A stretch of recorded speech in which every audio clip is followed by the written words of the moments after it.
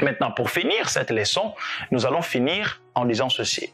Il y a 3 manières de prêcher. Il y a 3 manières de prêcher.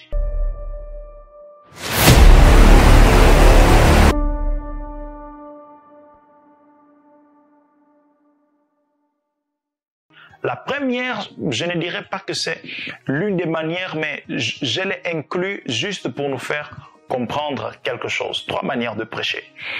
La première, c'est prêcher par spéculation. Elle est très dangereuse. C'est très dangereux de prêcher par spéculation. Des choses qui ne sont pas dans la Bible, mais on va chercher ailleurs. On va chercher beaucoup d'informations.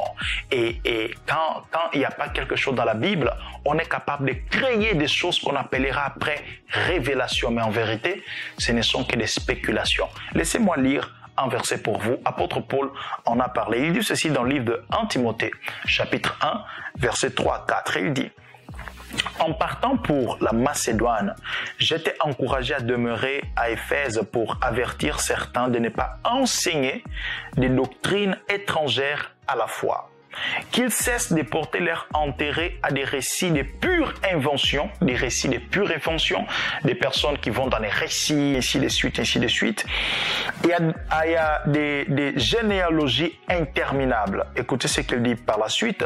Des préoccupations comme celle-ci font naître des spéculations au lieu de nous aider dans les responsabilités que Dieu nous a confiées dans l'œuvre de la foi. Vous savez, il y a des messages qui suscitent plus la spéculation que la foi. Et Dieu ne nous a pas appelés en tant que prédicateurs de susciter la spéculation, mais la foi dans le cœur. Donc faisons beaucoup attention de ne pas créer la spéculation au lieu de créer la foi. Ce qui n'est pas écrit dans la Bible, ce que nous ne pouvons pas admettre par les Écritures, ne les prêchons pas, parce que ce ne sont que des spéculations. La deuxième façon de prêcher, c'est par recherche, connaissance, enquête, l'étude. C'est la personne qui étudie beaucoup les Écritures et après avoir beaucoup étudié, elle vient juste transmettre ce qu'elle a eu à étudier.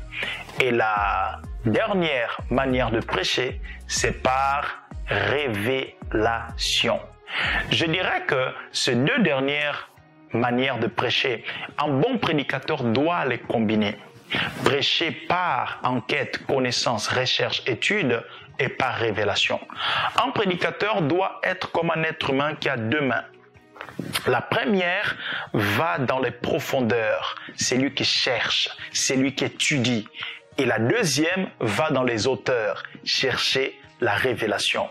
Dans le livre de Actes des Apôtres, chapitre 13, la Bible dira que dans l'église d'Antioche, il y avait des docteurs et des prophètes. Docteur, c'est lui qui cherche, c'est lui qui étudie, c'est lui qui fait des enquêtes concernant la parole.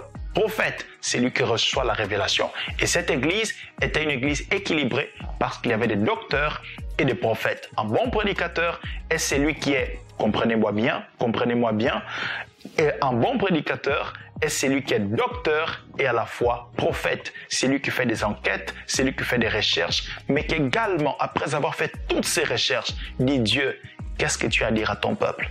J'ai besoin de la révélation. Et nous pouvons voir ces 2 manières de prêcher dans le livre de 1 Corinthiens chapitre 14, verset 6. Apôtre Paul pouvait dire ceci: et maintenant, frères, de quelle utilité vous serais-je si je venais à vous en parlant en langue? Et si je ne vous parlais pas par révélation ou par connaissance ou par prophétie ou par doctrine?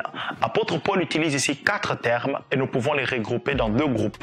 Les groupes de révélation et groupes de recherche, enquête, connaissance, étude. Il parle de révélation et prophétie. Nous mettons ça dans les groupes de révélation. Et ensuite, il parle de connaissance et doctrine. Nous mettons cela dans le groupe de catégorie de connaissance, étude. Donc, apôtre Paul dit: lorsque je viens vers vous, je vous parle par révélation et par doctrine.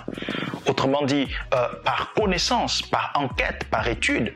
Et nous savons très bien qu'apôtre Paul était un homme qui lisait beaucoup, donc il enquêtait. Il étudiait. D'ailleurs, c'est un disciple de Gamaliel qui a beaucoup étudié les Écritures. Donc, De ces trois manières, je vous dirais d'éviter les spéculations et de plutôt baser votre ministère des prédicateurs sur l'enquête et sur la révélation. L'enquête, c'est à peu près ce que nous avions déjà dit, c'est la transpiration de la prédication. Et la révélation, c'est ce que nous avions également dit, c'est le côté inspiration de la prédication. Voilà pour notre première leçon. Continuez et vous allez voir c'est quoi maintenant. Nous allons voir maintenant c'est quoi la prédication.